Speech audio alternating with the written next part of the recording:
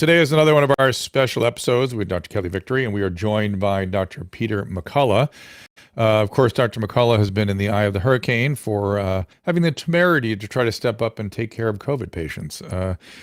Before we knew exactly what this was and how to best approach it, I always lived in an era when physicians were encouraged to improvise and do the best they could for their patients. This pandemic was sort of a different experience and quite shocking. Of course, Dr. Victory, who's with me here every Wednesday, is a board-certified trauma and emergency room specialist, 15 years of clinical experience. She's also has I believe, a master's in public health. And Dr. McCullough, I believe, also has some epidemiological training. He has a new book called The Courage to Face COVID-19. He also has a long academic career behind him. He's one of the more published cardiologists there are. So we'll get into this. There's a lot to talk about. Yes, there's the new book, The Courage to Face COVID-19. Let's get right into it. Our laws, as it pertains to substances, are draconian and bizarre. The psychopaths start this way. He was an alcoholic because of social media and pornography, PTSD, love addiction, fentanyl and heroin. Ridiculous. I'm a doctor, for Christ's sake. Where the hell do you think I learned that? I'm just saying, you go to treatment before you kill people. I am a clinician. I observe things about these chemicals. Let's just deal with what's real. We used to get these calls on Loveline all the time. Educate adolescents and to prevent and to treat. If you have trouble you can't stop and you want to help stop it, I can help. I got a lot to say. I got a lot more to say.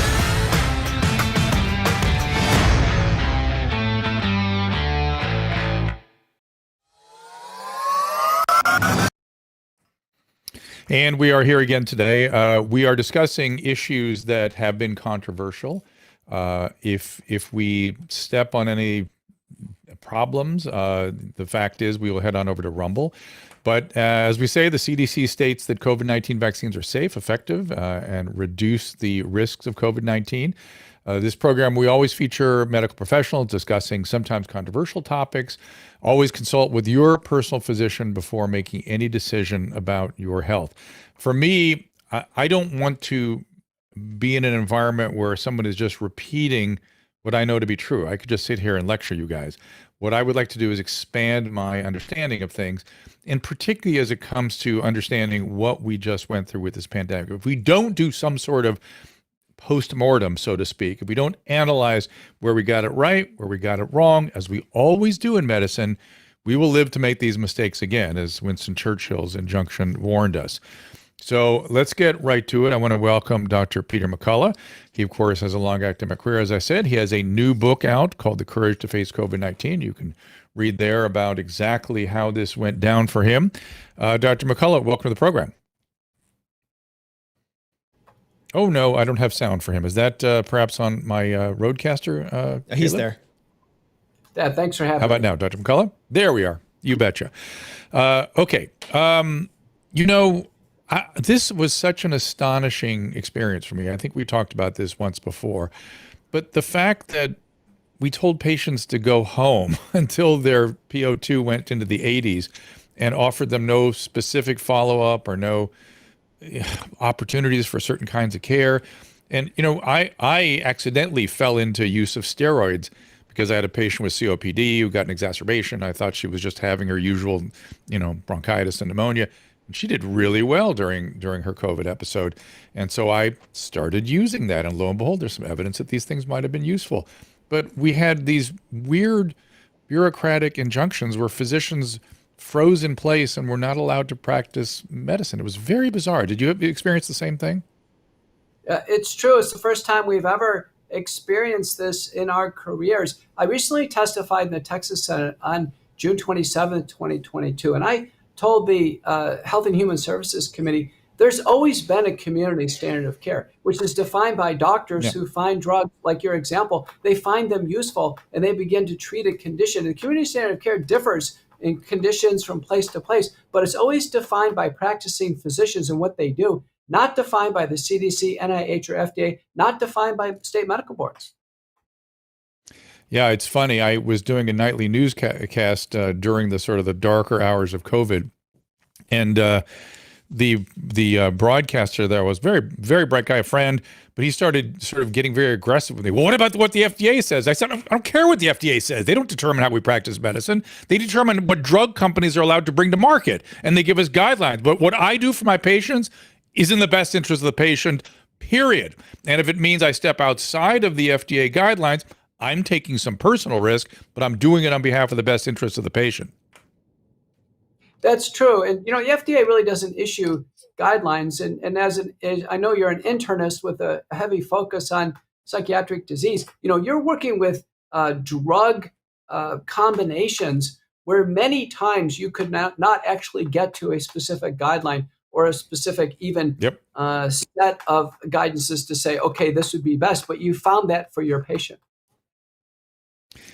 Do you have a theory about what happened to us, both the academic, sort of infrastructure and medicines in generally? Is it just that so many of us are now our employees that they wait for their marching orders from a bureaucratic pathway from on high? No, I think it's something very different. Doctors are, it's well known that doctors don't have love affairs with hospital administrators. They're always at odds. There's always doctors, there's always a rebel doctor or surgeon who does his own thing. So suddenly to explain that doctors fell into line and they followed exactly what administrators told them, I don't buy it. I think doctors were overcome with fear initially, and fear is a powerful emotion. And they quickly found that the most comforting place was to actually not treat patients, not confront them, not have the courage to face COVID-19, the topic of our book. And so many basically said, listen, I'm protected, my clinic's protected. The NIH says I don't have to do this. Just let people get sick and go to the hospital. And it turns out it was a disastrous course for Americans. Oh, I not really realize. Do you have data to tell us that that's how the patient flow went? I'm certainly aware they all ended up in the emergency room or some version of an emergency service. It's true. When I testified in the U.S. Senate on November 19th, 2020, we were basically on the upswing of that giant curve, the alpha curve, if you will. And that was really the end of the emergency. Early in January, hospital admissions crested. They went down from there. They never were as high after that time. We never overflowed the hospitals. And the emergency, as stated, was over with January of 2021. But during that period of time, the message was to American from the U.S. Senate was that we can treat COVID and that doctors should treat COVID. Fortunately, telemedicine services kicked in, big ones, 15 local ones, 4 major national ones, and they took over where practicing doctors were basically leaving patients high and dry. Yeah, that's what I was saying. That was just, we froze in place, and it was just, I've never seen anything quite like that. Well, it's interesting to me that the CDC and Dr. Fauci have all been in the crosshairs of people's concerns, but a lot of the excesses were really not from the CDC. Not that I really saw, a lot of the CDC sort of guidelines and things needed to change direction a lot faster than they did. That's the one thing I'm seeing is these bureaucracies cannot pivot. They can't adjust course once they start doing something. But the real excesses happen in the state and even county level public health systems, where they seem to have become deranged. I mean, their level of their judgment was just astonishing. The level of incompetence on display. People weren't allowed to go outside. They were pouring sand into skateboarding pits. They were welding basketball courts closed. They were telling us we could go to the beach but couldn't lay a towel down because, I mean, what the level of incompetence in those sorts of guidelines are just on full display. And that wasn't the CDC or Dr. Fauci. That was local and state level public health officials. So I guess my question would be, do you agree with that, A? But B, what is happening with public health? Is the training gone sideways such that this is what they're trained to do during an emergency? Well, the first observation is the same virus, and it's roughly the same threat everywhere. And it was actually from the very beginning. So the fact that one part of the country would have severe draconian lockdowns and the other part of the country would be wide open, that should be the first signal that, wait a minute, is this the same threat that we're facing? And then I think, again, the overwhelming effect of fear in the media. If you look at fear porn, the dealer of fear porn is the media.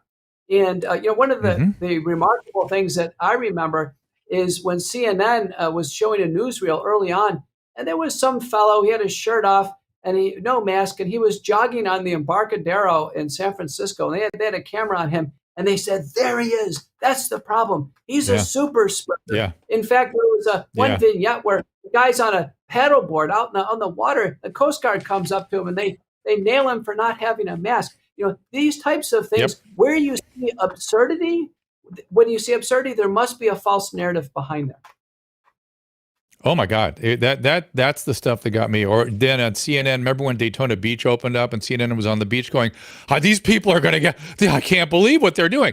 We knew then that this didn't spread outdoors. We knew it, as a matter of fact, at that point.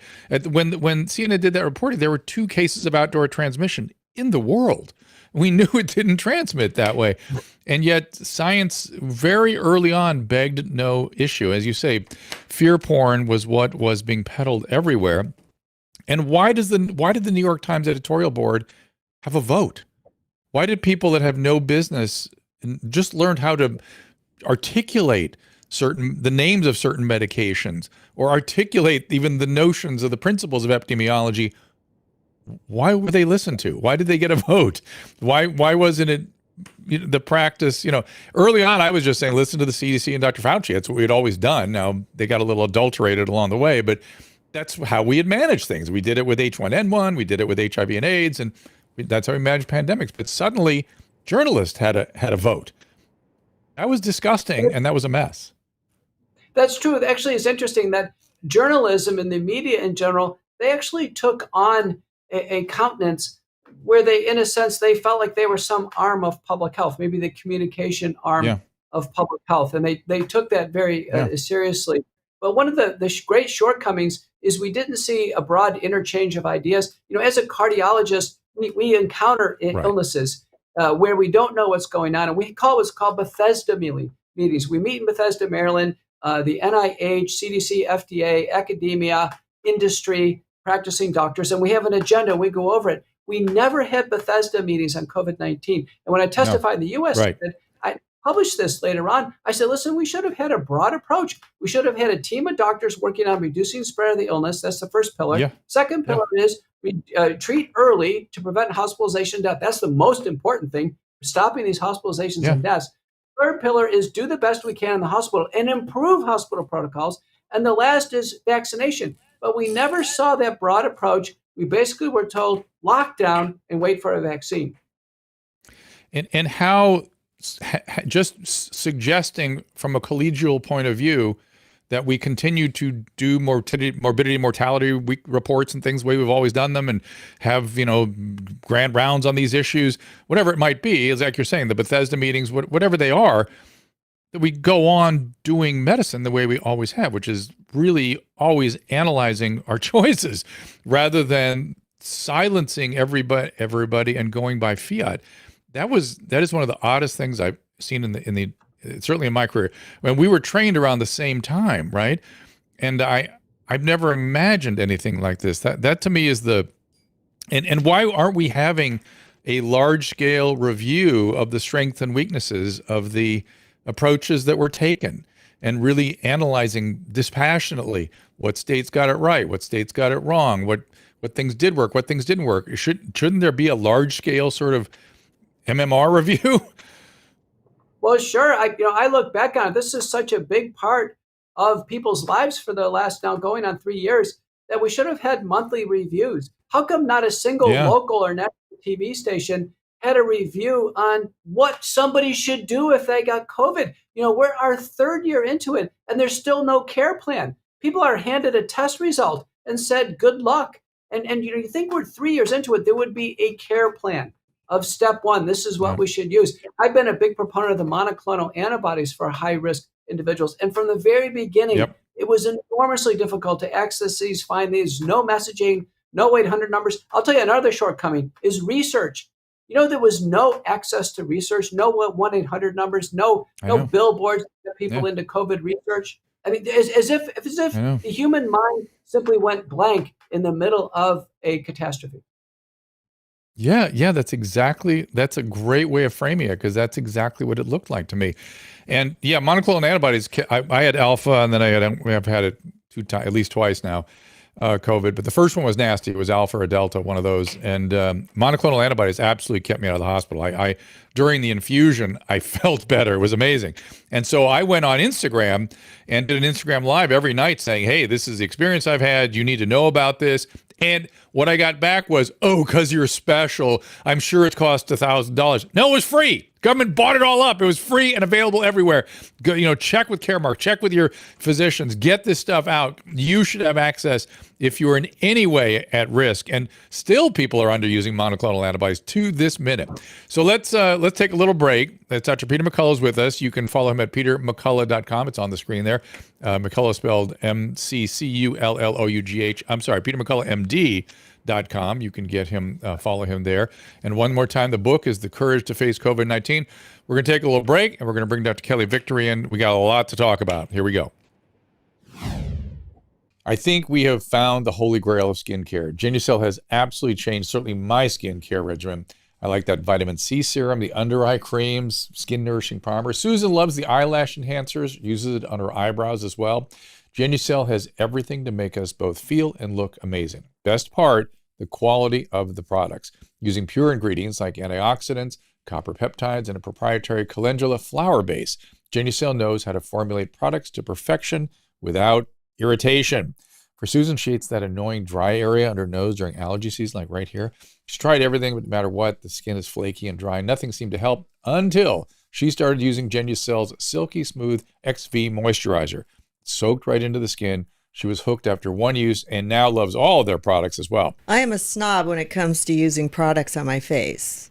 The dermatologist makes a ton of money from me. But when I was introduced to Genucel, I was so happy because it's so affordable and it works great. I was introduced to the Ultra Retinol Cream, which I love at night. All the eye creams are amazing. People notice my skin all the time, and I'm so excited because it's actually working. Right now, you can try Genucel's most popular collection of products and see what I'm talking about for yourself. Go to Genucel.com and enter code DREW for 10% off. That is GENUCEL.com, and the code is DREW.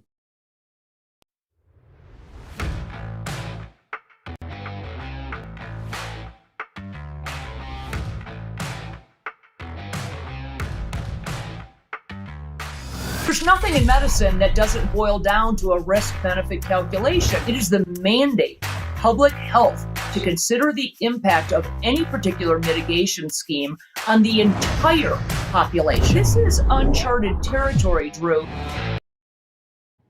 And of course, Dr. Kelly Victory comes on in with us. And I was asking Caleb, does that full screen you put up there with the QR code mean we have to go to Rumble, or are we okay still? No, you're okay. I just put it there just in case I have to cut off the rest of the episode.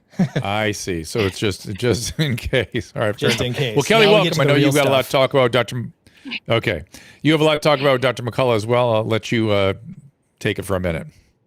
I do. Thanks. And it's so great to have you with us, Dr. McCullough. To set the record straight, I do not, by the way, have a master's in public health. I have more than 30 years of experience and a lot of history in public health, and did receive postgraduate training at the Harvard School of Public Health, but I don't have a master's degree, and I know that Dr. McCullough does. So let the record reflect. Dr. McCullough, when you and I first started connected and started communicating along with a growing group of practicing and very concerned physicians, I want you to take a trip down memory lane, go back 2.5+ years now to when we first connected, and we were treating patients, and people like you who have a long and storied career in academic medicine and as a practicing cardiologist.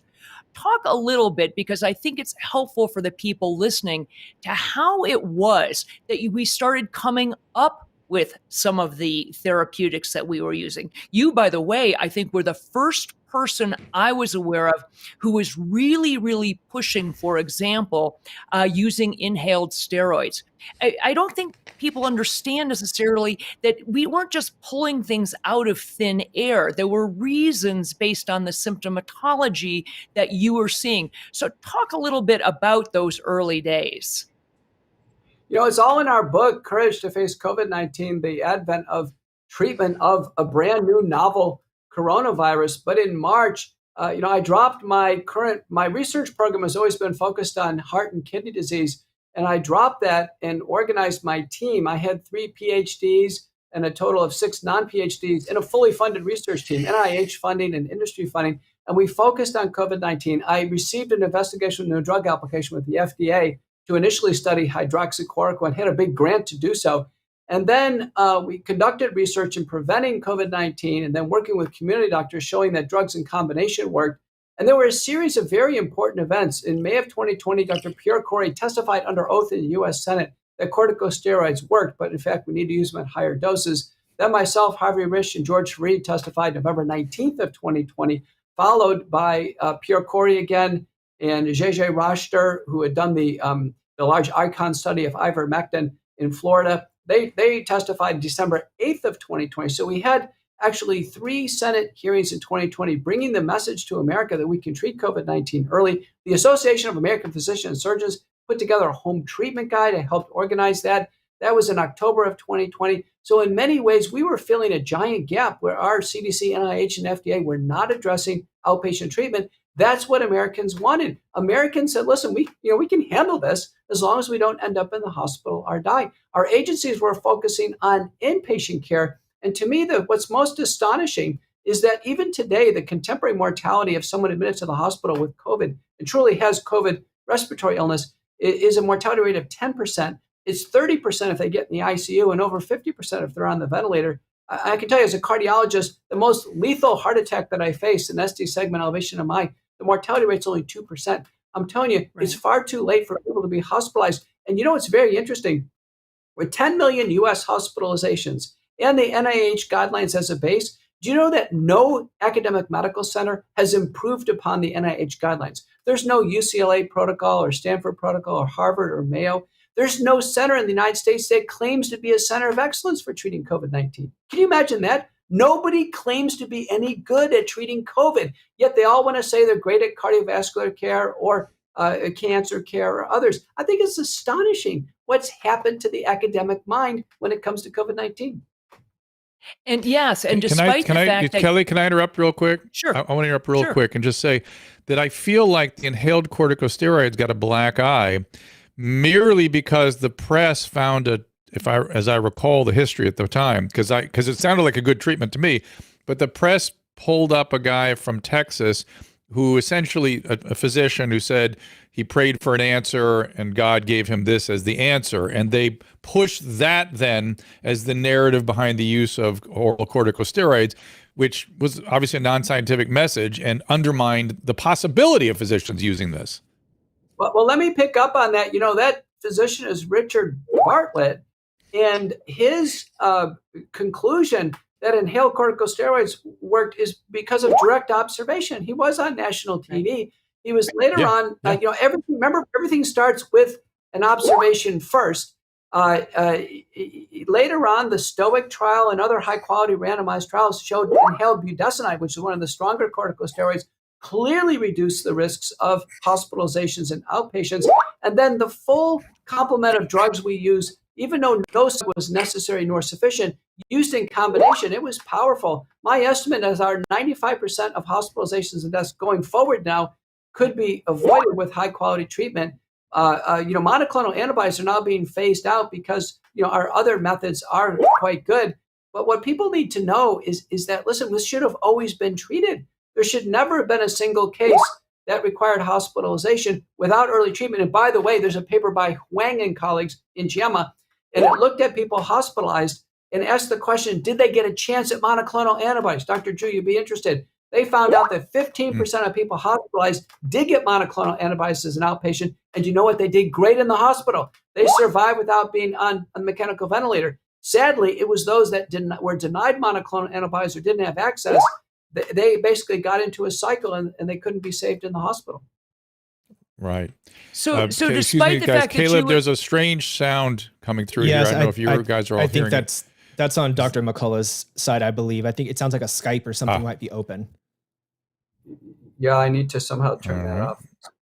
Let me. So we'll see what that is. So- Kelly, sorry I'm to sorry. part Go that. ahead and continue your No, comment. no. So what I was going to say, so despite the fact that you and other practicing physicians were coming up with treatments that made perfect sense to try, certainly oral steroids, inhaled steroids, antihistamines, the cadre of well-known antivirals, which included things like hydroxychloroquine and ivermectin and other things, high-dose zinc, high-dose vitamin D, those sorts of things. Despite the fact that you were coming up with a multifaceted treatment approach, there was this therapeutic nihilism, the idea that we cannot treat, there will be no treatment. And they allowed people to very quickly slip into extremis and end up in the hospital. And everyone should know by now that no therapeutic does well if you wait until the person is essentially on death's doorstep to implement it.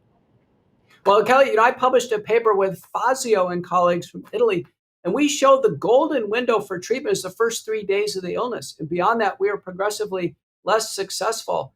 And I can tell you that, having worked with all the drugs, I feel very confident now I could deliver almost anybody through the illness and avoid hospitalization, death, including senior citizens, those in the 90s. And I've looked at all the reports of hospitalization and death in published studies. In 201, there was an opportunity to treat earlier at home. I think the hospitalizations, particularly in children, they're simply a product of not receiving ambulatory therapy. Well, perfect segue point. So let's talk for a minute about the vaccines. In order to have an emergency use authorization, which, to be clear, all of the available vaccines for COVID are still only available under an EUA, an emergency use authorization. In order to have that granted to you, you need three things. First of all, you need to be having an emergency. Second of all, you have to believe the manufacturers of these drugs, or in this case, vaccines, need to submit that they have every reason to believe that it is effective. And thirdly, you have to have, quote, no other available treatments. Those are the three requirements if you read about an emergency use authorization. And I would submit to you, number one, we don't have an emergency at this point in August of 2020. Number two, they know darn well and freely acknowledge, all the vaccine manufacturers and the FDA and the CDC acknowledge that the vaccines do not stop people from contracting or transmitting COVID. And then perhaps most importantly, the point you just made, we have a host of medications, successful, inexpensive, readily available medications to treat COVID. How in the world are they maintaining emergency use authorization? Well, I've looked at the regulations carefully. It turns out that the vaccines would have an indication to prevent COVID. Treatments, the very first EUA treatment was hydroxychloroquine, followed by remdesivir inpatient treatment, and then bamlanivimab. Remember, those three actually had EUAs placed in them before the vaccines. So they were all treatments. The vaccines came in with an indication to prevent COVID. Now, the vaccines have only had one indication, and that is to prevent the binary occurrence of COVID. The FDA has never granted them the claim that they reduce hospitalization and death or they make the illness milder. So we've had three false claims in the vaccine agenda so far. That they stop the infection. They clearly don't. In the spring, the CDC had thousands of patients coming in hospitalized with COVID-19. The CDC May 1st said, we're going to stop tracking these breakthroughs. It was like a dam had broken open. Right. The second false claim is that the vaccines reduce transmission. Well, once the papers poured in and vaccinated people were spreading to each other and the viral load was equal in the nose of the vaccinated, unvaccinated, that claim went down. And then the third false claim is that they reduce the risk of hospitalization and death. Never had a randomized placebo-controlled trial with that as the primary endpoint, despite plenty of opportunity and funding to do so, to ever prove that point. FDA never granted that point. And in my view, we've had really a cadre of biased and flawed papers trying to make that claim. And now even Deborah Birx, who was on the former White House task force, came out and said, listen, the majority of people sick with COVID are fully vaccinated. So where do they go from it? But they're still being used under the emergency use authorization. Where's the challenge to that? Well, as Dr. Drew started out, they're actually still under basically a moniker that they're safe and effective. Well, let's take safety. There's Yes. never been a safety review. We should have had a monthly safety review, a day safety monitoring board, clinical event committee. I mean, this should have been taken seriously. We're going to ask every American to take one of these every 6 months. We should have had safety reviews, safety analyses. We're a year and a half into this. There's been no formal safety analysis. And then in terms of efficacy, when the vaccines came out, they were tested against the alpha and the wild type variant. The virus has mutated. Since they've been released, there's 25,000 papers on vaccines. There still hasn't been, Dr. Drew was saying about grand rounds, consensus conferences, other things to assimilate the massive data. Nothing. No, and Dr. Drew and I talk have, about. Go ahead. Yeah, I'm traveling in November, and we were looking at some of the other countries' requirements for booster shots. And even though I've had COVID twice, I may have to get a booster.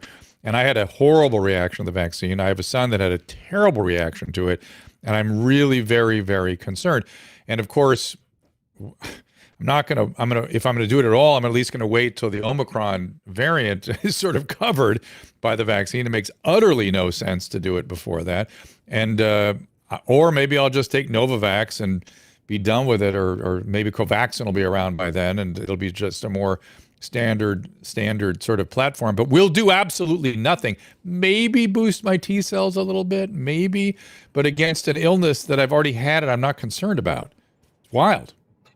And also, too, the fact that you've had an adverse reaction. Remember a principle in medicine: if someone's had a penicillin allergy, or if someone's had a contrast dye allergy, or previously had problems with vaccines, the last thing we do is give more of the same vaccine. We never do this. And people in the military and large employers, they're being told to take the vaccines with no exceptions. Even if they have an anticipated fatal reaction, they're being told, listen, die with this, or lose your job, or get kicked out of the military. I've never seen this. Listen to this. Here's an analogy. We are so concerned about allergies, we've removed peanuts from the planes. Because one kid could have a peanut allergy, we're not going to have any peanuts on the planes. That's how concerned we are with allergies. But if someone has a significant allergy or reaction to a vaccine, nobody cares. Everybody has to take the vaccine. That'd be analogous to making every kid swallow a lump of peanut butter and see how many people die. The human mind is not thinking correctly. I can tell you right now. No, can you think of any time in medical history, we all trained about the same time, can you think of any time in your history when we have recommended to give a therapeutic or an intervention to a group of people on whom it has never been tested? Pregnant women, lactating women, people with autoimmune diseases, people with, who had previous COVID. People who had had previous COVID were specifically eliminated from any of the very limited vaccine trials. So we had no idea. I can't think of another example of that. Yeah, we've never. It's interesting. We've never seen new products released where immediately they're used off the inclusion and exclusion criterion of a trial. Pregnant women, women at childbearing potential, can't guarantee contraception, COVID recovered, suspected COVID recovered, and now the same thing's happening with Paxlovid. Remember, Paxlovid was not tested on fully vaccinated individuals. Tested on young. That's what I was going to say. Yeah. Yeah. I'm a Paxlovid fan, but we really only know what we're doing with it essentially above the age of 75. Anybody else, we don't really know what we're doing with it. However, back to our original conversation about improvising, I have used it in young people to great success because it works, man. Paxlovid works. But I will tell you, I've seen a number of cases of rebound. Rebound is a real thing. It happens not that infrequently, but I'm a fan of the medicine because I know I can rely on it. I have a lingering concern. I will tell you what, my daughter had Omicron. Her doctor gave her Paxlovid. I thought, a little young to be getting that, but okay.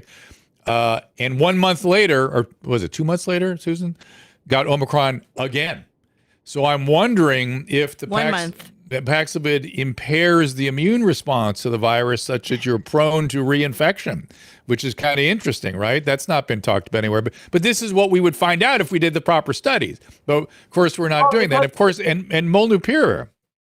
Go ahead. Well, just had a chance to talk about it. So, Paxlovid is nirmatrelvir, which is a novel kinase like 3 inhibitor, plus ritonavir, an older HIV protease inhibitor. in the EPIC HR study, it was actually tested in people age 45 at mean and unvaccinated. So we had little data actually in the elderly, and we had no data in the fully vaccinated. And the CDC, because of these cases of rebound, which were serious, they put out a health advisory on Paxlovid, essentially saying don't use it in the vaccinated because we'll have rebound. The reason why we have been very open and integrative with the use of hydroxychloroquine and ivermectin is because they had established safety profiles, and there's never been cases of rebound described with hydroxy or ivermectin-based approaches. So they became the community standard of care. Hydroxy or ivermectin are the base drug in about 24 government protocols and about 50 or so non-government organized protocols worldwide.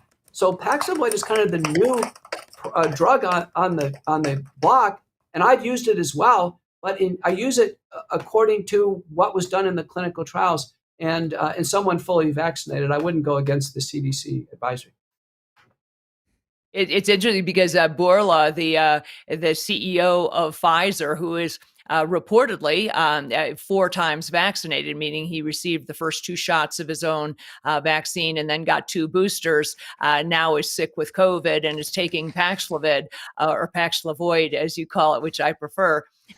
He's taking Paxlovid, which would lead one to believe that he doesn't have a tremendous amount of faith in his 4 shots of his own vaccine, because Paxlovid is supposed to be given to people who you think may have a rough go of it and are at particularly high risk. It's not intended to be given to people with mild cases. I think to Drew's point, I think the better evidence with regard to immune suppression is really about the immune suppression from the vaccines themselves. Whether or not Paxlovid actually does that or not, I can't say. There's clearly evidence and mounting evidence that the vaccines themselves suppress the normal immune response. Do you agree with that?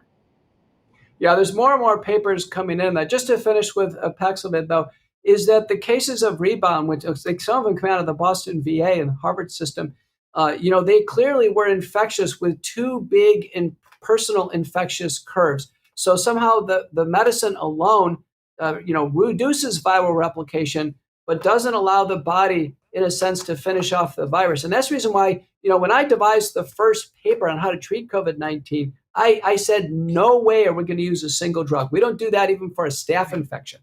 There's no way we're going to use a single drug for a fatal infection. So it's always drugs in combination. Interestingly, I checked American Journal of Medicine just recently.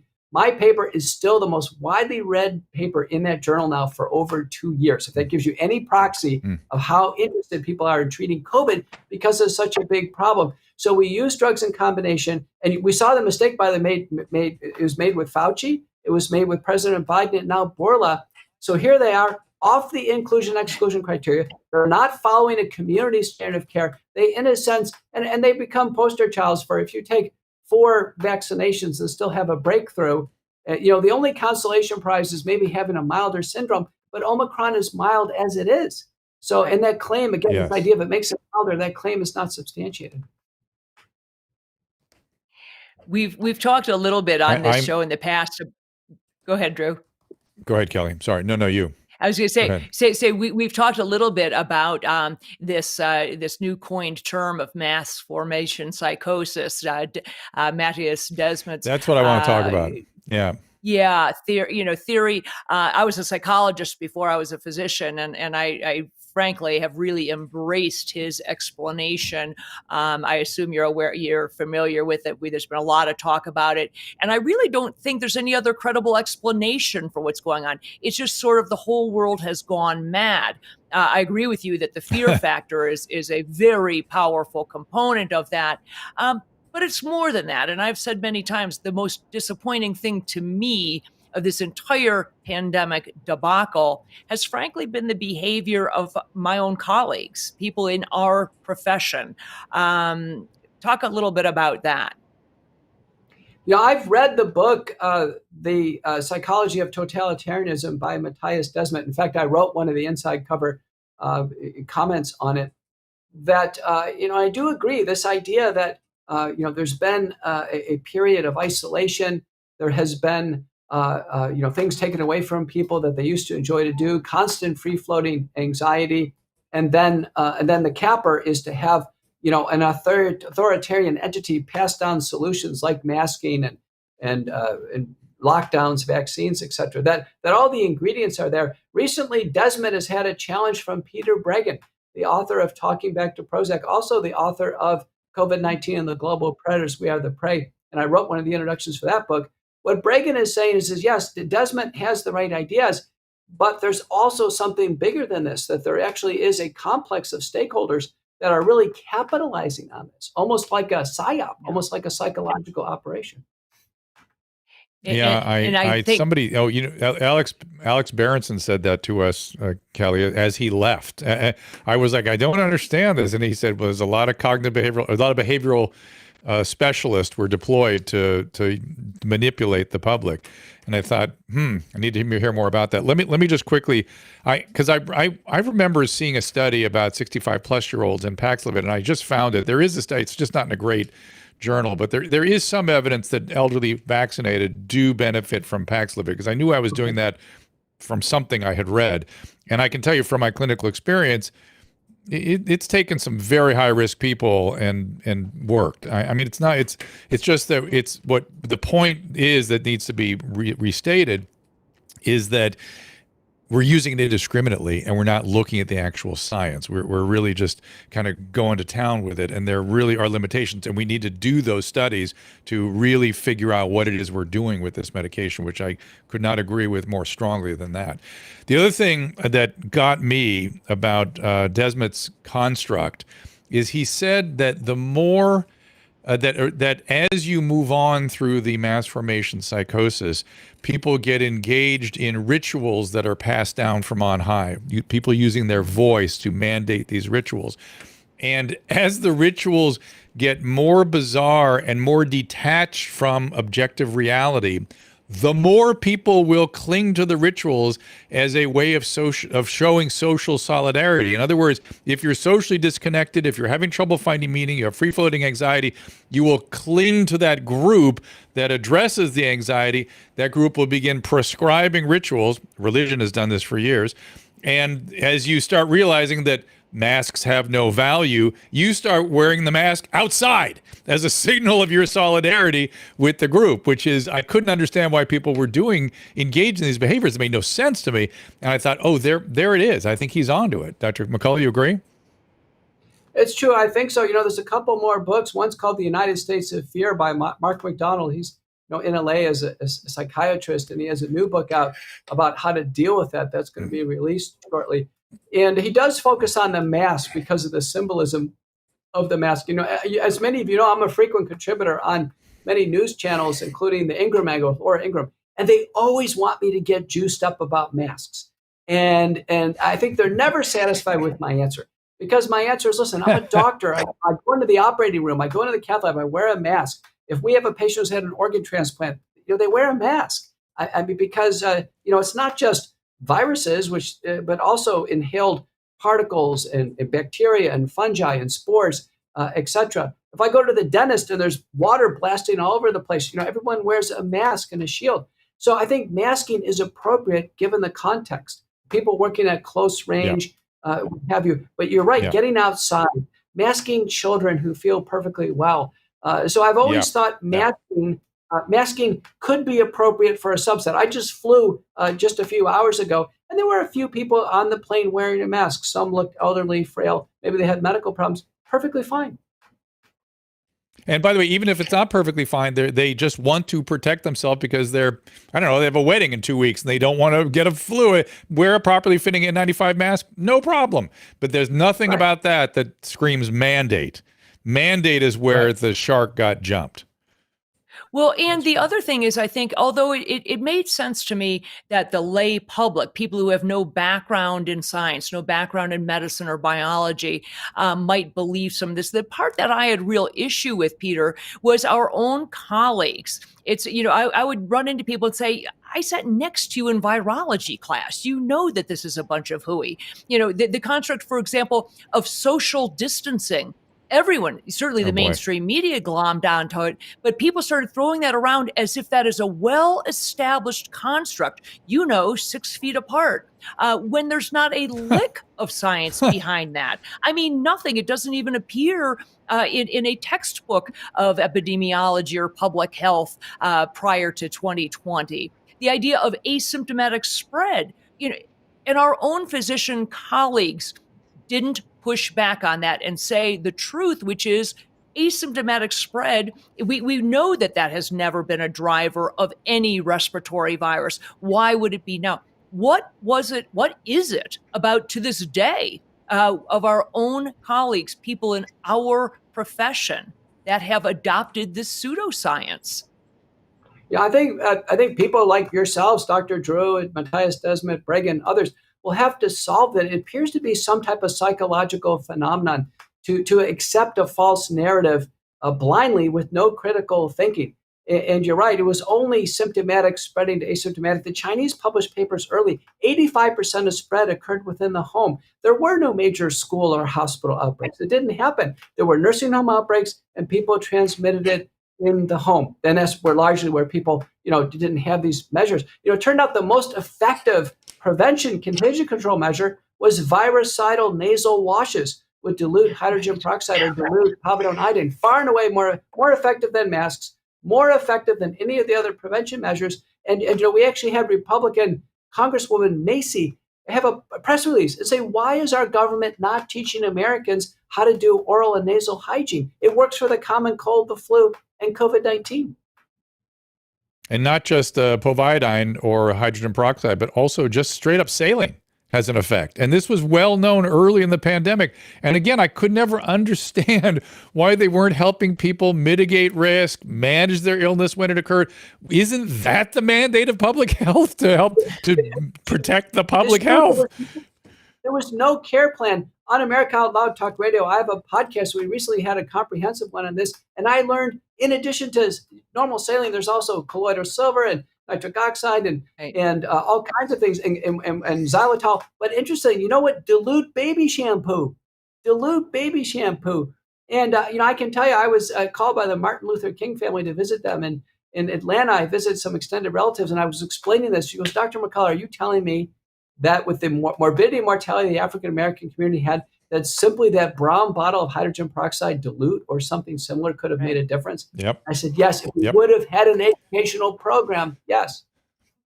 Yes. And by the way, we can argue about which one is best and which one is problematic, which one's best. We could argue all day about that, but we would have come up with something. It would have come up with something to help people. So my question is, Dr. McCullough, I keep looking at the behavior of some of the public health officials in some counties and some states. Now, some of them are not clinicians, so they have no idea about a risk-reward decision.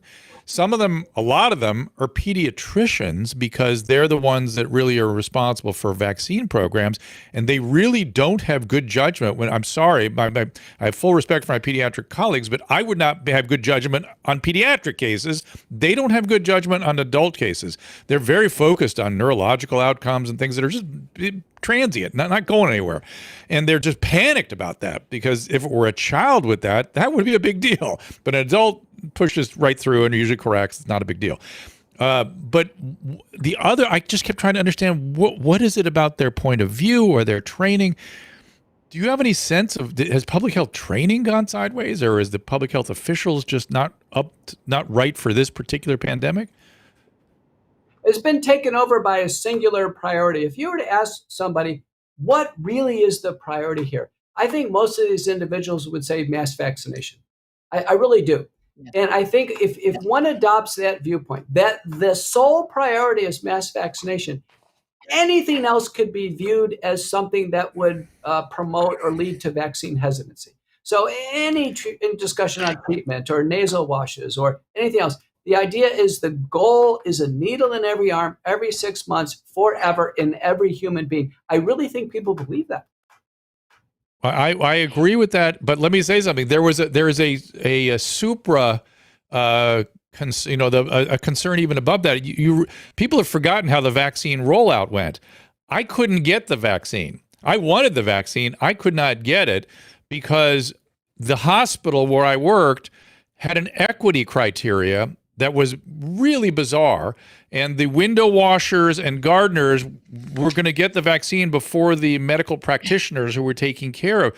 So part of what I think I'm seeing is that equity uber alles, safety uber alles, vaccine uber alles has completely clouded their ability to make good judgments, considering those things, taking those things in. But when those three priorities are the only thing you're concerned with, you lose track of a lot of other things that are important as well. I would agree with that. I think it was a vaccine first, vaccine only strategy. Even the medical literature speaks to that. Our White House task force have never really discussed treatment or contagion control. I mentioned the lack of innovation in the hospitals. You think the Mayo Clinic, somebody would want the protocol. You think a hospital would want to be the go-to hospital to treat COVID. Where's the bravado of American medicine in treating the illness? There seems to be only interest in one thing, vaccines. Right. And I have been extraordinarily pro-vaccine in my life. I've been a vaccine zealot or referred to one in the past. But let's talk about these particular vaccines again. Nothing will drive vaccine hesitancy going forward, Dr. McCullough, more than the debacle that we've witnessed with these vaccines and the number of vaccine injuries. When you look at vaccination adverse events, and certainly, as a cardiologist, you are seeing them perhaps more than anybody else. Where do you see this going in terms of treatment of adverse events, the vaccines getting pulled from the market on the basis of the mounting adverse events and those sorts of things? Well, World Council for Health, which is an international body, on June 11th, 2022, did recommend they pull them off the market for safety reasons. From the four big international safety databases, the US CDC VAERS, UK Yellow Card, the EU UDRA, and the WHO VigiSafe, over 40,000 deaths within a few days of taking the vaccine, fulfills the epidemiologic criteria, the Bradford Hill criteria, that the vaccines almost certainly played a role.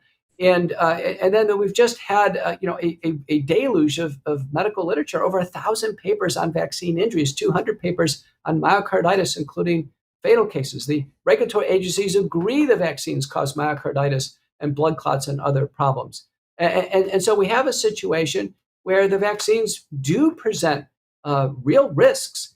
And at the same time, there doesn't appear to be any allowable discussion on these risks. People are told to take them. And they'll say, listen, I already have heart failure. I already have heart damage. If I sustain heart damage, it could be fatal. And their employer is telling them, sorry, take the vaccines. So it says, believe it or not, there's even heart transplant candidates that are told to take the vaccines or they can't get a transplant. I can tell you as a cardiologist, I would never administer a potentially cardiotoxic agent to a cardiac patient. If they got COVID, I would treat them. Yeah, I'm a little more on the vaccine side. I definitely am giving it to my elderly patients that are with multiple risk factors and things. But I would like to see more data. I would like to see it. I have my eye on the myocarditis and the POTS stuff. I think all the POTS data is all myocarditis, just not properly identified. And I'm very, very concerned about it, but I can't tell yet what the risk reward is. The data's not, if you rely on VAERS, you could, okay. And, there are people running around pulling data all over the place, but I've not seen good data to help me make these decisions. Like, for instance, if, like I said, we're traveling in November, we may all have to take a booster depending on what countries we're going to. If you're 50 or over. Oh, it's just 50 or older? I think. Good. Well, good. What vaccine should I take if I do this? Should I 30. take Novavax? Should I take? I had Johnson & Johnson, and I woke up. We don't want to do it, though. Dr. McCullough, I woke up with a completely spontaneous raccoon's eye, which is the presenting manifestation of transverse sinus thrombosis. And I looked in the mirror. I thought, oh my God, I'm going to be the only male with the transverse sinus thrombosis. I felt terrible, but it resolved, thank God. I'm very worried about the vaccine. You had COVID since you had the vaccine, and I had it twice. Yep, I've had I COVID don't really twice want to get the vaccine. Yep. So what would I do? What should I take? Everyone has their own. Everybody's had it. A threshold. I personally wouldn't take a vaccine to travel. I just wouldn't travel. I just wouldn't take that risk. I've seen the myocarditis lead to cardiac death. Obviously, we can't recover from that. The blood clots, I have them in my practice now. They're not going away in over a year. I mean, it's really a disaster. The neurologic damage, I think a lot of that does recover. I've seen too much. A recent Zogby survey, representative survey, showed that 2/3 of Americans have taken the vaccine. Of the 2/3, 15% have a new medical problem due to the vaccines, at least the people perceive. We have the 1,000 papers in the medical. I do too. Right, we have 1,000 papers in the medical. Doesn't look good. I feel like I do too. I'm getting weird infections and stuff that I've never had in my life. Well, like I was just like, this is so weird. It's hard to know. What Dr. Drew is pointing out is our agencies owe America a comprehensive safety review. Right. Who's getting these problems? Why? What can we do about it? If a patient has a blood disorder, do they have a higher risk of blood clotting? My intuition says they probably do, but without the data, it's impossible to know. And people are, there's so much tension out there on these vaccines, and given the reduction in efficacy over time, many would consider that the risk benefit isn't there. An elderly patient, I'd much rather just treat them through Omicron than end up with a vaccine complication. But it's my personal view. Well, as of last week, Thursday of last week, the CDC came out with their new guidelines, and they are no longer distinguishing between the vaccinated and the unvaccinated. They're applying the same guidelines regardless of vaccination status. And furthermore, if you look at the support document, the summary document for how it is they came to these new guidelines, they freely admit, their words, not mine, that the 2-shot vaccination regimen provides, quote, minimal protection, and that even 2 boosters provides transient and minimal protection. So it really begs the question. You look at people who are getting kicked out of the military, losing their jobs, can't go to school or whatever else. They now really, I think, have strong legal standing to say, this should never have happened to me, now that you acknowledge the vaccines don't really work. They don't do what you told us they were going to do. Well, so it's not as though every person gets the vaccine. It's not as though every person gets the vaccine has side effects, right? I mean, some people tolerate it just fine and seem to be getting some benefit from it. The question is, how do we can't do the risk reward analysis properly without the data. That's my thing. It's like, I'm really concerned. I'm very concerned about young people getting it. I'm very concerned about it. And to be fair, there was a fog of war early on. There was. I get it. We were doing the best we could. We were feeling our way through. But for God's sakes, let's adjust course. Let's pivot. Let's do the science. Let's do it. Well, if you go back to 1976, when the swine flu vaccine was rolled out, if I recall, that vaccine was pulled from the market after there were 25 associated deaths. 25, it was pulled from the market. Yet, what did Dr. McCullough just say with this one? We have, in the tens of thousands of associated deaths, that have been reported from these COVID vaccines, and they are still not only promoting them, they are mandating them. It's one thing to say, this is available, do your own risk-benefit analysis. If you think it's right for you, take it. That's a big leap from mandating something and threatening somebody's job. Kelly, I would not be taking it I would not be taking it for travel. That is for sure. I would not be doing it. But but there may be a country that and what's weird about this, another thing that's weird about this entire situation, it's easy for us to take aim at our public health officials and our CDC and whatnot, but this has been a worldwide mass delusion. Worldwide. That's I'm surprised by a lot of things, but that's one of the most surprising things. Dr. McCullough is shaking his head. Yeah, it was simultaneous and worldwide, and it started even before the vaccines. I did a lot of work internationally, and it was clear somehow the human mind just started to think in a very bizarre and off-kilter, off-axis manner, and it persisted through there. There was euthanasia that was done in some countries with the elderly.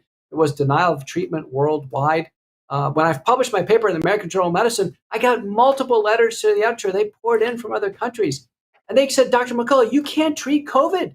You can't do this.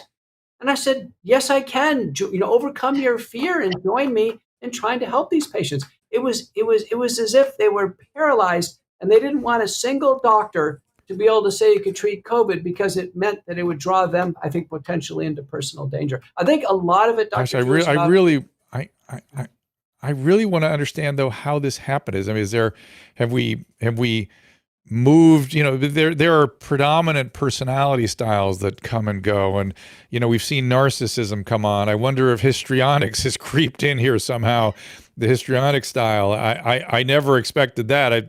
Narcissism I get, but histrionic disorders worldwide, it's I don't know. We've never collected any real data on that now or before, but it is very mysterious to me. How, as you say, you're saying it exactly correctly, or has education failed us, or somebody's got to figure this out, because the human mind, as you're saying it, is not operating the way it should or used to, it seems. And I want to know what people that, let's say people that got mad at us for today's conversation, I want to know what they're thinking. I want to know why they're upset. I want to know why it's problematic. I want to understand it, because we're just having a conversation about what we might have done, what ought to do, how to do it better, and why that is problematic to people other than the vaccine uberalis position, which I get that might be part of it. But why would the average person have any issues with us just talking about this, Peter? Well, I think the doctors play a key role, and I think we should look back in history. We're working on a second book now. One of the examples we're looking at is the first great cocaine epidemic. And the first great cocaine epidemic, in the early 1900s, it was among doctors. And the most widely used drugs were cocaine derivatives. Pfizer, Merck, their first products were cocaine. It was in Coca-Cola and Chianti wine. All the research was doctors extolling the virtues of cocaine. It took a few decades before I realized this is a disaster. But the point I'm making is doctors drank the Kool-Aid. 96% of doctors took the vaccines with no critical thinking. They didn't really ask what's in them, how do they work? They just took them. And I have to tell you, doctors drank the Kool-Aid on the vaccine. I think it's a big part of the problem. The cocaine, but you need to go no further than the opioid epidemic, which I struggled against mightily. Yeah, there's cocaine tooth drops. But the opioid epidemic was another mass delusion. That was a mass delusion that we perpetrated on the public. Let's be clear that there was never any good. Yeah, I would get papers from the California Medical Association would say, so far we have absolutely no evidence that opioids are useful in the control of chronic pain. So let's talk about how to prescribe them and dose them. Like, what? That's delusional. In our book, we actually bring up the opioid epidemic and the book that came out in 2021, House of Pain, and the movie Dope Sick. We bring that up in our book. I think the examples are the great cocaine epidemic, believe it or not, smoking and tobacco. Doctors were fully engaged in smoking. They were on cigarette ads. And in Mukherjee's Pulitzer Prize winner, The Emperor of All Maladies, he describes how doctors would refuse to acknowledge that smoking causes lung cancer. Even the surgeon, the most famous surgeon taking out the lung cancers, he himself was smoking, and then he died of lung cancer, still refusing to acknowledge the connection. It was about 40 years from when Sir Austin Bradford Hill had the criteria, said, listen, smoking is causing lung cancer, to the time medicine reconciled. It was about 20 or 25 years with the opioid pandemic and another 25 with the cocaine. I'm telling you, with the vaccines, it's not going to be quick where the doctors realize that they've drunk the Kool-Aid and, it's not headed in the right direction. Kelly, I'm sorry, I've been rolling over you a bit. I know you're trying to say something. No, I just was thinking, I'm seeing the same thing happening now that the fear is somewhat dissipated with regard to COVID. They're trying to amp it up again with monkeypox. Once again, acting as if this is something that everybody should be afraid of. Let's act as if everyone is at equivalent risk, rather than identifying the actual risk categories and coaching those individuals on how to best protect themselves. Instead, we have to have equity in risk, which is ridiculous because it doesn't exist. We are not all at equivalent risk from monkeypox, just as we were not all at risk from COVID. We never were. We knew that from the very beginning. Yet they're trying to ramp up the fear again by suggesting that this is the next new scourge on the horizon. Yeah, I agree with that. I'm going to have this be my last comment since I have to get on stage here in a minute. But let me say that. Sorry, Dr. McCullough. I think America has been overdosed on fear. We've been overdosed on fear with COVID-19 and now monkeypox, even polio, and what have you. And we've got to get back to normal. Doctors can handle these illnesses. We've got it. Right. That's exactly right. Let us do our job. Let us do. We don't need the press to help us. Let's just do it. And yes, but let's let Dr. Look at those three faces. Let- Listen, they have got it. Look at them. Look at those smiles. Susan's very excited about what we're doing today. But let's mention the polio virus. If the fear caused you to not get your kids vaccinated against polio, please do this. This is a really serious illness. Right. This is the one I'm scared of, is the destroying children's lives. All That's right, just Drew, too much. you're not supposed to spread fear, remember? Right. Dr. McCullough, thank you so much for joining us. Kelly, stay with me. We're going to keep talking. Dr. McCullough, good luck tonight on your presentation, and we hope we'll stay close to you. We'll get the book, and we'll promote it further. I can't wait to read it. God bless you. Okay, thank you very much. Thank you, Doctor. Talk to you soon. Thanks bet. for being here. So Kelly, I think I where we ended up was exactly the right spot, right? I mean, that is exactly the issue, right? I woke up this morning thinking about the opioid epidemic, and he brings up the cocaine epidemic. And by the way, if you want to see a great rendition of how the cocaine epidemic swept across the early 20th century to physicians, watch the series The Nick. The doctor there, did you see that show, Kelly? It was my favorite TV show, The Nick. No, I did not. Oh, no, I'll it's look fantastic. This very, very bigger than life, bombastic surgeon develops cocaine addiction. And interestingly, at the end of the first season, he gets psychotic and everything, as usual with cocaine happens. And they take him to a place that it's a very familiar looking environment for me, and the language they're using is very familiar. We understand this is now a brain disorder. We thought it was a weakness. Now it's a brain thing, and we have absolute treatments for this. We can take care of this. There's the Nick. There it is. And don't worry, we'll help you. And they give what's his name? What is the actor's name? Can you read it there, Caleb?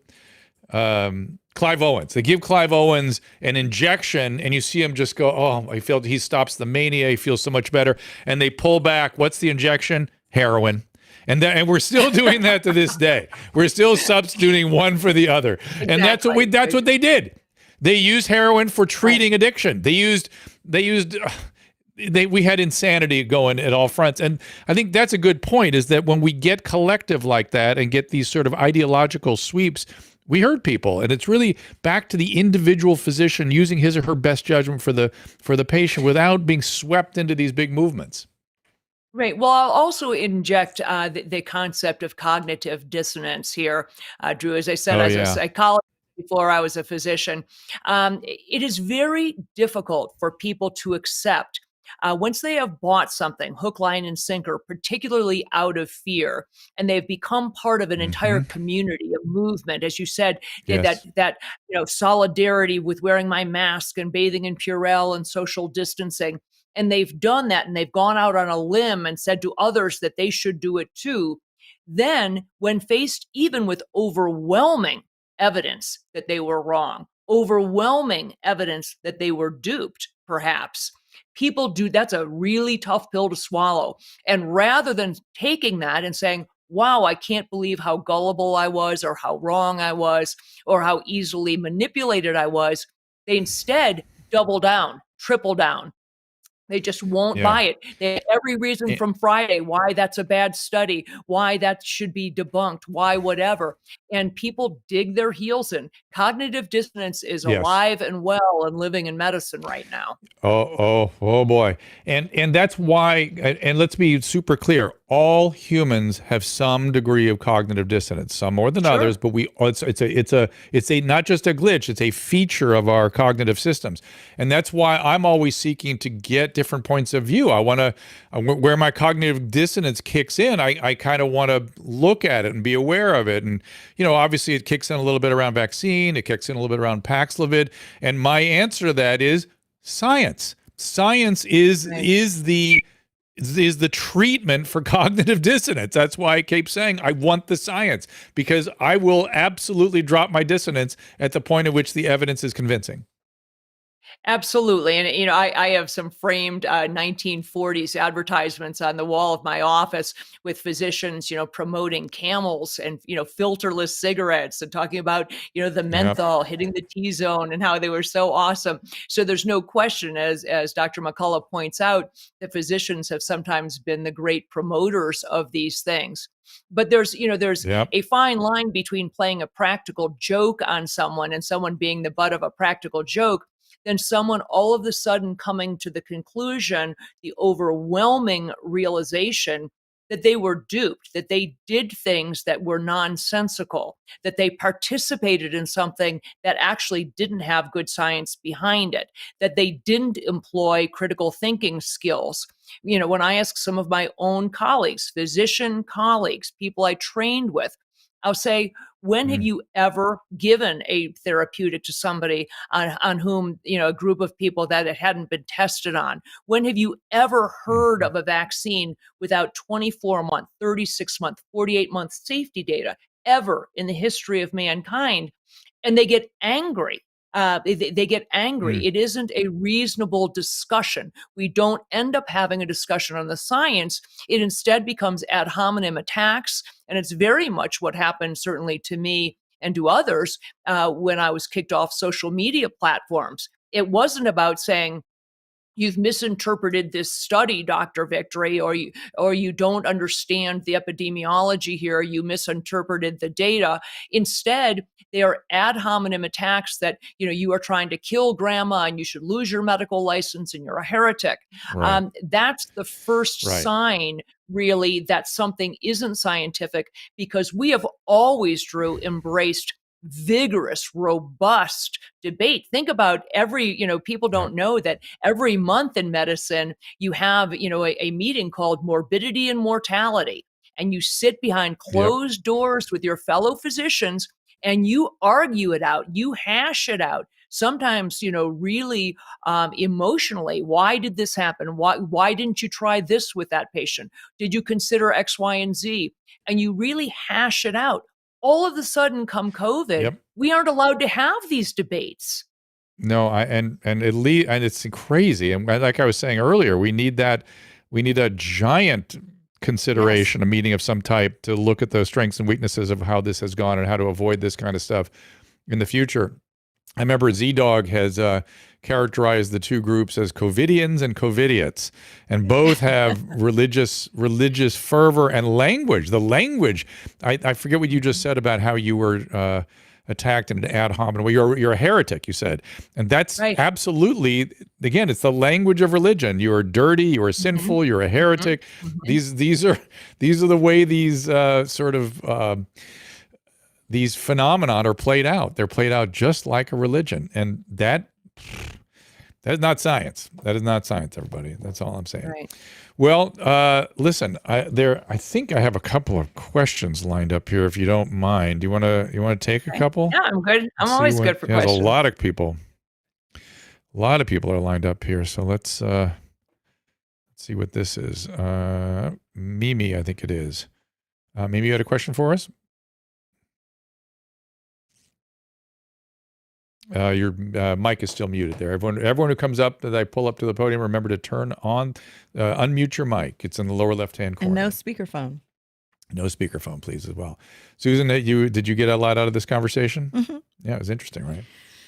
It's just having a talk, just talking about this. I know.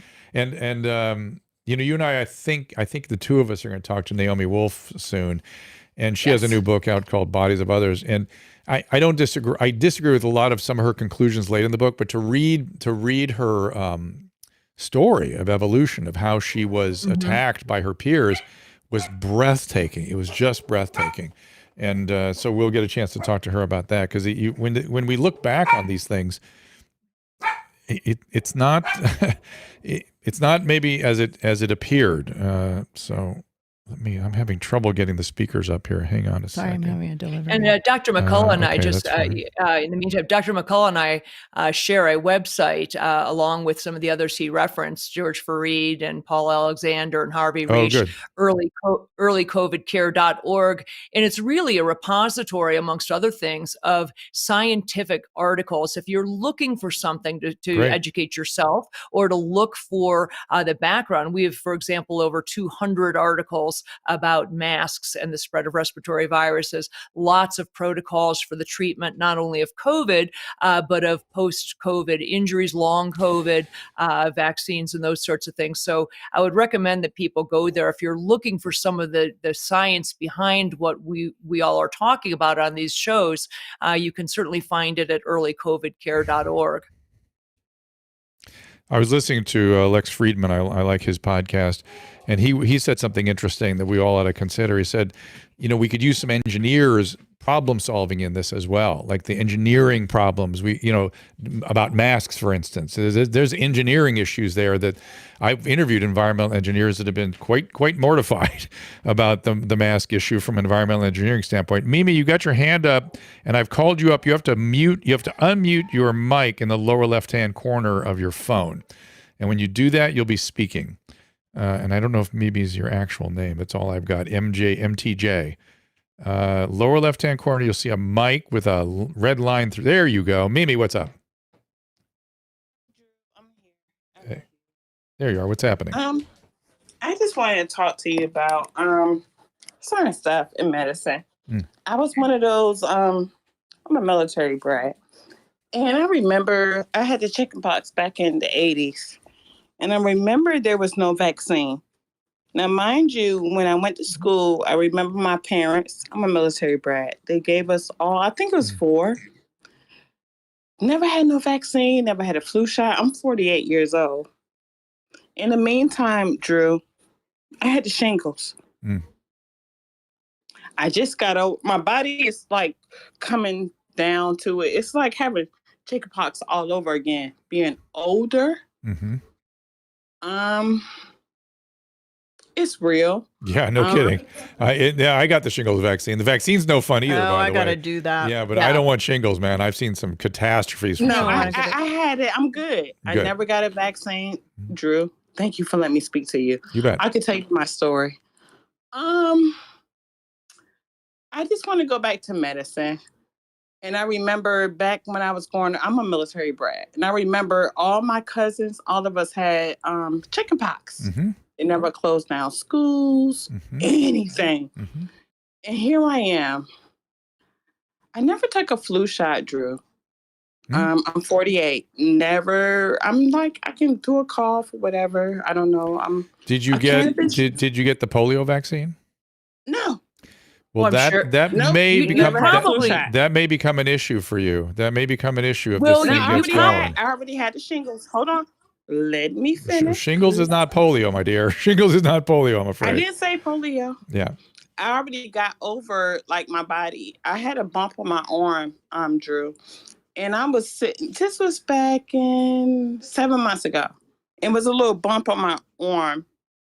I would say the forward was the part of it was a little bump. And I'm like, damn, I'm into self-care. I watch my body, pay attention. And then all of a sudden I had a little bump on my arm. And I said, husband, this is weird. And then all of a sudden, Drew, my whole body, my torso, and let me see where I had it on my backside. Right. It goes along. It was a whole bunch of chicken It goes pox along. It goes along a dermatome. That's shingles. And the shingles outbreak by itself is painful, but it's not as big a deal as the post-herpetic neuralgia. But I've treated it a million times. I'm glad you got through it. People do get through it. Polio is a whole other matter, and it worries me. Meningitis B worries me. These things worry me. So what's up, Kelly? The interesting thing. Well, I was going to say the interesting thing about, because you're right. You were of the before the chickenpox vaccine was available. Interestingly, the chickenpox vaccine, and this is a classic example, was FDA approved in 1996, but it didn't become mandatory in schools until 2003. okay, for another 7 years. So we had 7 years worth of data, Drew, before they made that a mandatory Oh, no, vaccine. listen, That's the when my normal, kids, that's the way we normally treat vaccines. I understand. We My don't kids were mandate them when recommended to they're take the 5 minutes chicken. old.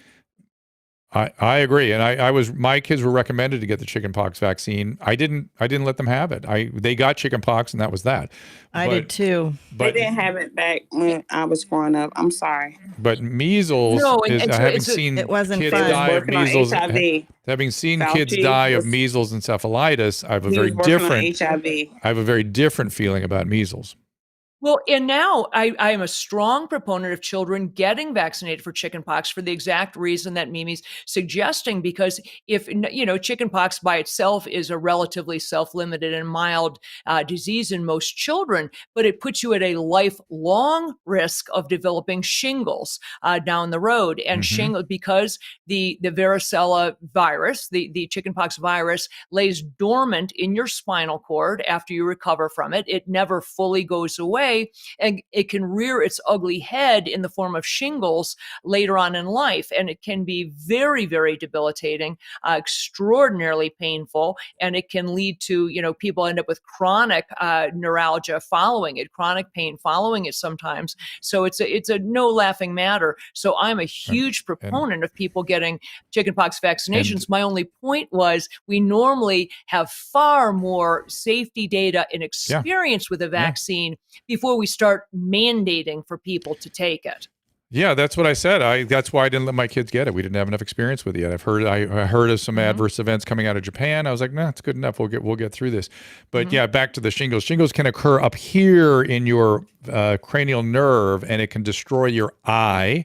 And I've seen actually people get such bad, horrible neuralgia that they develop lifelong akathisia, which is a horrible syndrome. So it can be devastating. It can be, but it also can be mild, like in Mimi's case. This is Antoine. Let's get Antoine up here. I would probably get that. I have to get that damn shot. You should get it. You don't want to get a big rash on your face that scars your face up. I know, but I have to find time when I don't have anything to do on a weekend and do it. Yeah, it's two-parter. It's a two-parter. It's a two-shot series. Yeah. Yeah. It's not both easy. times kick the crap out of me. Could I ask a quick Antoine, question? you're still muted there. Go ahead. Go ahead, Caleb. Yeah, so I got the Pfizer shots and the booster, and I have all sorts of surgeries and health issues and immunosuppressants and all these other issues from just my whole life. So why didn't I have a reaction to it when there's so many other people that are? Do we know any answers of why certain people have it so bad when they get, especially mRNA, I guess is what I'm talking about? It's a great question, Caleb, and the answer is no. We don't know why some people. I brought up in our show with Alex Berenson last week the fact that there is some very, very strong evidence that the majority of the people who had adverse reactions came from a relatively small group of batches of the vaccine itself. There's actually a website called How Bad Was My Batch, because it doesn't seem to be equally distributed. So we don't necessarily understand why some people have a worse reaction than others. We knew early on that people who had and recovered from COVID seemed to be at higher risk for an adverse event when they got vaccinated subsequent to having COVID.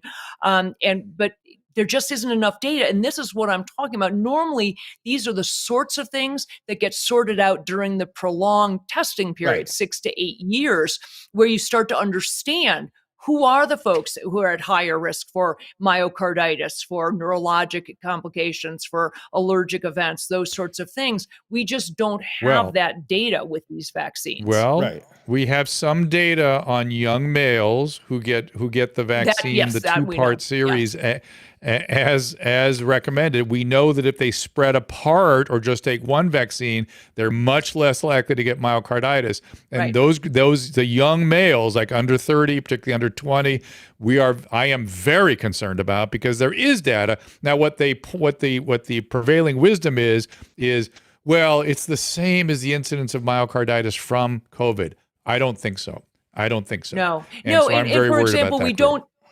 So, although you're absolutely correct, Drew, we know, for example, that young males between 13 and 18 are at far higher risk of myocarditis from these vaccines than other people. But what we don't know, again, for lack of safety data, lack of testing, is it for young males, for example, who have a BMI of over 18? Is there something, Right, are there right. other confounding factors? Is it associated also with taking certain medications? Is it people who have an underlying, there are lots of things that other than just male between 13 and 18 that I would like to sort out. Is it related, for example, Yeah. to body mass? Because we know that obesity itself puts people at risk not only for a worse outcome from COVID, but for all kinds of inflammatory things. So we just need more time, and that data is not in yet.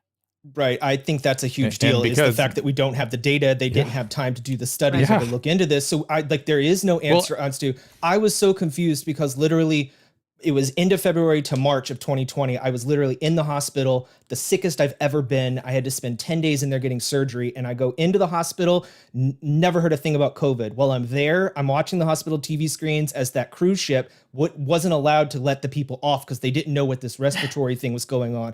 When I left the hospital, that same exact day I left the hospital, they had people set up at the doors taking people's temperature. Like the world had changed in those 10 days, that one period of time. Now you go through that. I had to go back to the hospital 6 months later, all of this stuff. I was on immunosuppressing medicines. I did not get COVID. Somehow I did not get COVID that entire first year and a half. I didn't get COVID until a year and a half later, and I had moved and I had gotten all of the vaccines and everything. And now I'm not a doctor, so I don't know anything about the risks or benefits of mRNA, but it was so odd to me that I did not catch it at all. Los Angeles, epicenter of all this stuff, until a year later after I had gotten the vaccine. And I was much healthier then. Yeah.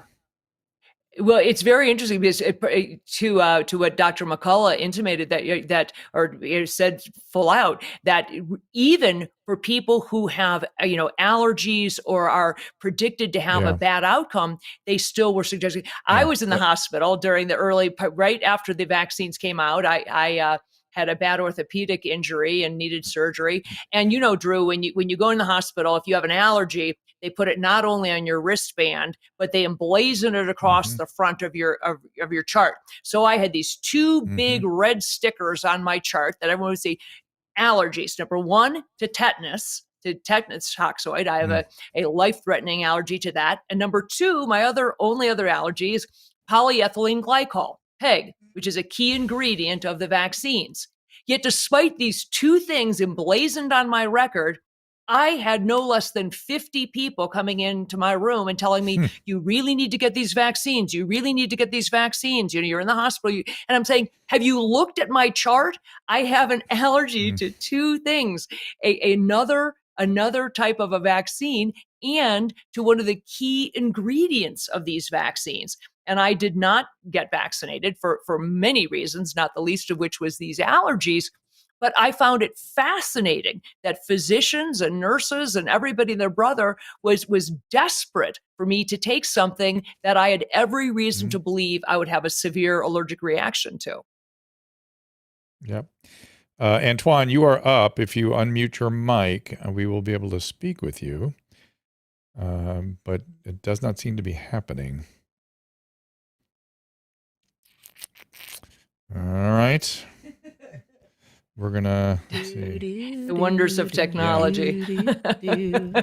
I am the last person who can help. I'm the techno idiot. Candace, let's see if we can get you set up here. Go ahead, Candace.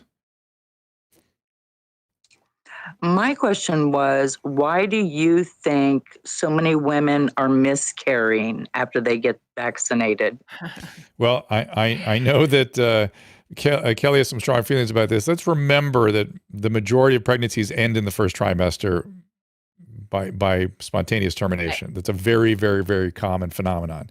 So to try to say there's more going on, you'd have to start to look at the later trimesters, probably, I would say. What do you say, Kelly? Okay, well, I wouldn't say that most pregnancies do. About 18% of pregnancies do end by spontaneous miscarriage in the first trimester. So you're right, it is a large number. Many women don't even know they're pregnant at that point. They just chalk it up to a heavy menstrual period. They don't even know that they were pregnant.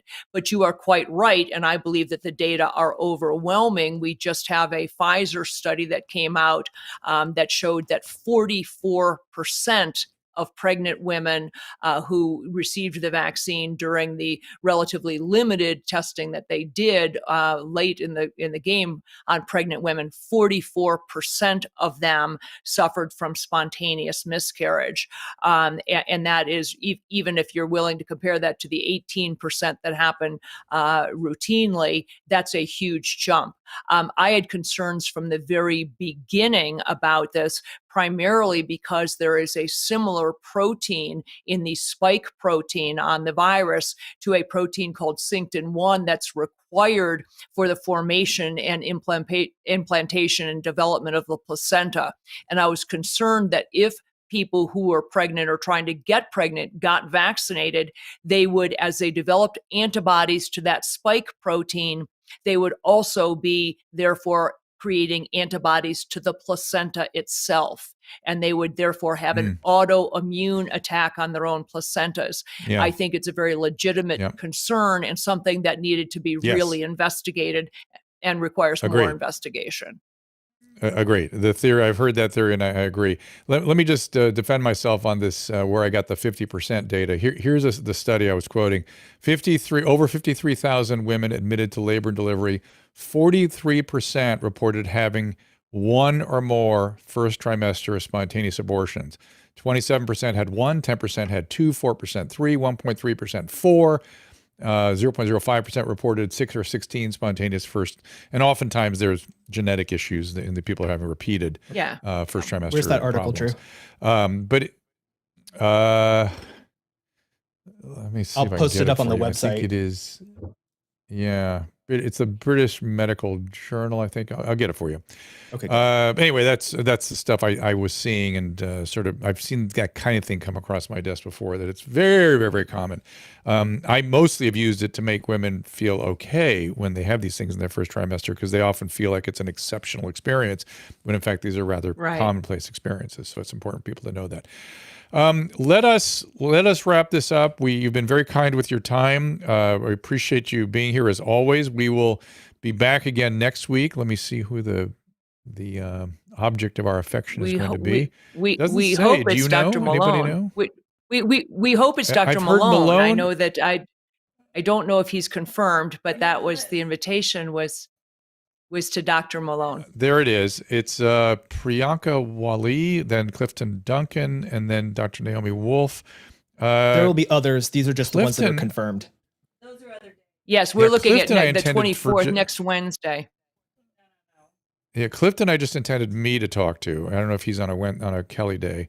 So no, he's not. The next Wednesday is the 24th, and that's that's the next week. Put that up again. So that's all of next week. I see. Let's put that up again. Okay. There we are. So it's not up there. So there you go. That's what we have coming up. So hopefully it'll be Dr. Malone. And I suspect Dr. Malone will be as engaging, if not more so, than Peter McCullough.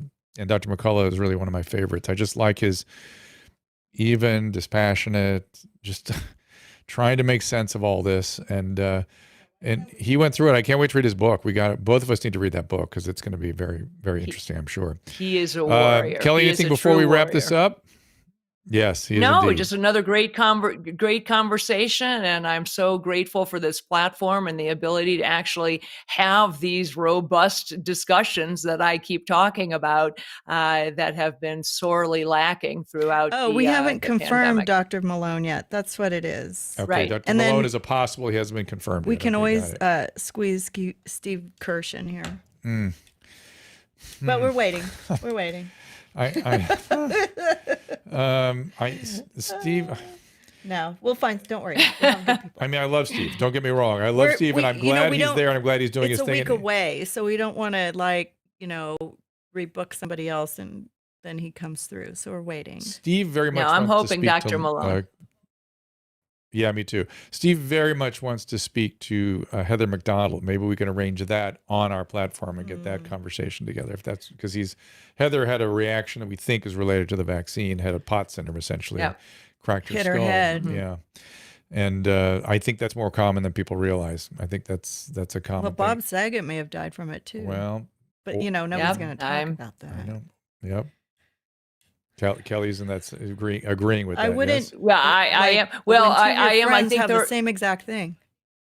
There are an awful lot of people, Kelly? and again, as I said, you can never claim that any individual death is related to the vaccine.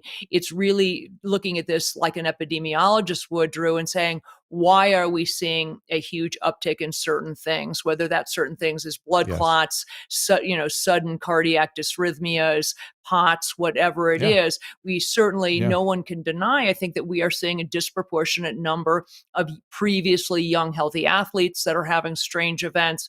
And it deserves really deep analysis. And the group whose job it is, I will remind everybody again, to do that deep analysis is the CDC. That's their mandate. Yet not only have they not delved into the data, whether it's data reported by health insurance companies, life insurance companies, the military, whatever, not only have they not delved into that data, they have really turned a blind eye to it and sort of been very dismissive of anyone who's tried to bring that data to the fore. And I think that's really reprehensible.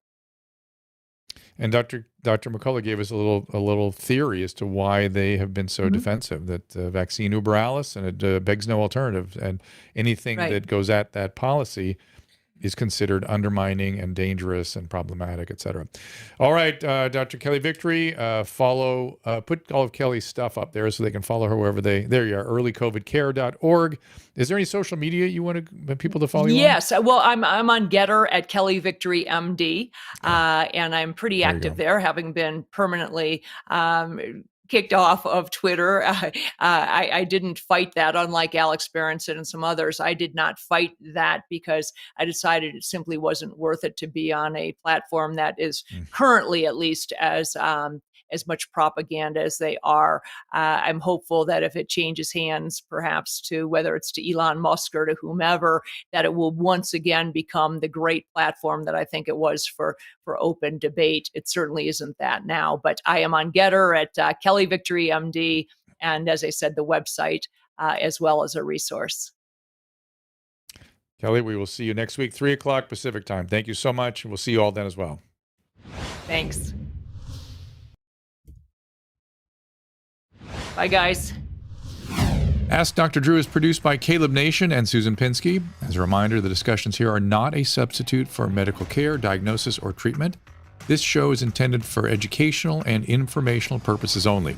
I am a licensed physician, but I am not a replacement for your personal doctor, and I am not practicing medicine here. Always remember that our understanding of medicine and science is constantly evolving. Though my opinion is based on the information that is available to me today, some of the contents of this show could be outdated in the future. Be sure to check with trusted resources in case any of the information has been updated since this was published.